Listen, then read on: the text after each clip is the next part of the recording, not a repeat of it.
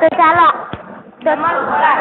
શ્રી રામરામ પ્રાથમિક શાળા આપનું હાર્દિક સ્વાગત કરે છે. મારું નામ છે કોશિયાણી સચિન પ્રવીણભાઈ અને મારું નામ છે ડેકાણી ભૂમિકા વજુભાઈ. અમે વિભાગ 1 સ્વાસ્થ્ય વિભાગમાં ભાગ લીધો છે.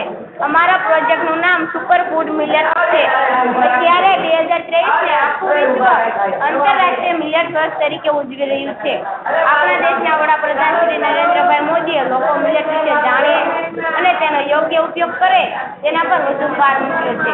અમારા પ્રોજેક્ટનું હતું લોકો સમાજમાં મિલેટ વિશે જાણે અને તેઓ જાગૃત થાય અને તેનો યોગ્ય ઉપયોગ કરે તે માટેનો છે. તો ચાલો આપણે મિલેટ વિશે જાણીએ. મિલેટ એટલે ધાન્ય અથવા અનાજો મુખ્યત્વે લેવામાં આવતા ઘઉં, ચોખા, બાજરી વગેરે મિલેટ છે. મિલેટ્સનું વર્ગીકરણ તેમાં રહેલા કાર્બોહાઈડ્રેટ અને ફાઈબરના આધારે થાય છે.